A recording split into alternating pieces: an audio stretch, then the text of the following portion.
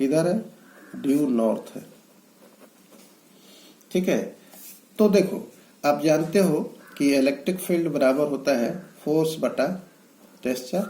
तो फोर्स निकालना है, तो फोर्स बराबर कितना हो जाएगा, E इंटू क्यू नॉट। अब E का वैल्यू रख देंगे 5 गुने 10⁴ गुने इलेक्ट्रिक फील्ड इंटेंसिटी का कितना वैल्यू हो गया 5 गुने 10⁴, और क्यू नॉट के जगह पर हम लोग रखेंगे -1.46 गुने 10⁻⁻19 कूलम। और इस सभी मान को हम लोग कैलकुलेट करते हैं तो इतना आ जाएगा 10⁻⁻15 न्यूटन किधर, ड्यू नॉर्थ। मिनट का देखिए, हम लोग electric field due to a point charge का एक्सप्रेशन कैसे प्राप्त करेंगे। Electric field due to a point charge, कोई पॉइंट चार्ज के कारण इलेक्ट्रिक फील्ड का एक्सप्रेशन क्या होगा, यह हमको देखना है। जैसे मान लो एक कार्टेशियन कोऑर्डिनेट पर हम लोग विचार करते हैं, यह एक्स वाई जेड एक्सिस है और इसका ओरिजिन ओ है। ओरिजिन ओ पर मान लो प्लस क्यू एक सोर्स चार्ज है, और इस सोर्स चार्ज से मान लो आर दूरी पर एक टेस्ट चार्ज है जो इसके इलेक्ट्रिक फील्ड में। तो टेस्ट चार्ज यह फोर्स अनुभव करेगा, इसके द्वारा लगाए गए फोर्स को अनुभव करेगा, और यहाँ सोर्स चार्ज का नेचर पॉजिटिव है, तो इसलिए इलेक्ट्रिक फोर्स का डायरेक्शन आउटवर्ड रेडियल हो जाएगा, अर्थात इधर की ओर लगेगा।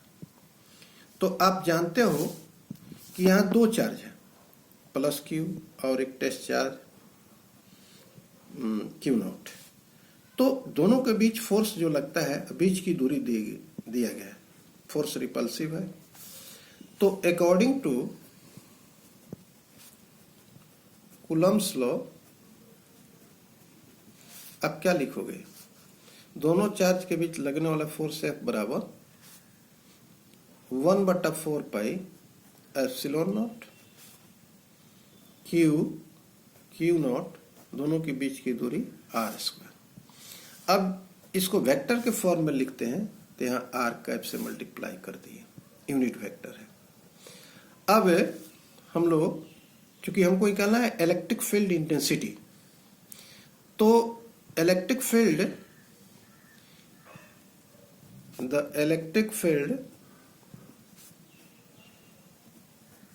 intensity due to point charge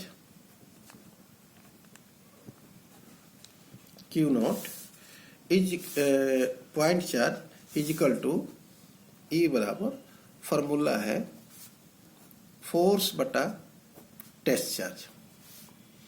तो फोर्स पर यूनिट टेस्ट चार्ज, अब यहाँ F का वैल्यू रख दो, तो आ गया 1/4 pi epsilon naught q into q naught by q naught two r² r cap unit vector. Q naught से क्यू नॉट कट गया, तो आ गया E बराबर 1/4 pi epsilon naught q by r² into r cap. यह electric field due to a point charge का expression हो गया।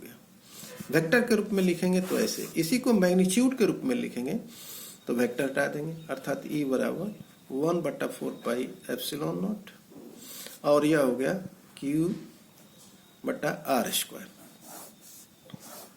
ठीक है, अब देखो इसका मतलब यह हुआ कि E is inversely proportional to r²। इलेक्ट्रिक फील्ड का मान घटेगा अगर डिस्टेंस हम बढ़ाते हैं, तो यह चूंकि इनवर्सली प्रोपोर्शनल टू। और फिर यदि ग्राफ खींचना हो तो हम लोग कैसे ग्राफ खींचेंगे, graph between E electric field 1/r²। तो ये डायरेक्टली प्रोपोर्शनल टू है। देखो 1/r² के डायरेक्टली प्रोपोर्शनल, लेकिन r के क्या है, इनवर्सली प्रोपोर्शनल है।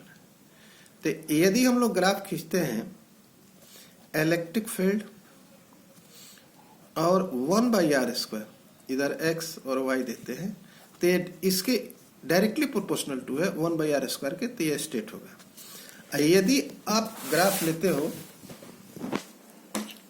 इलेक्ट्रिक फील्ड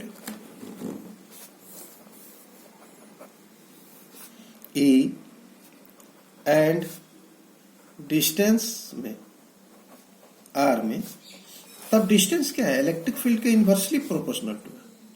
तो यह ग्राफ जो आएगा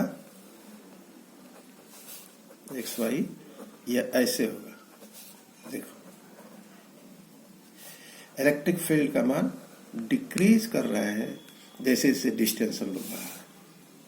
ठीक है।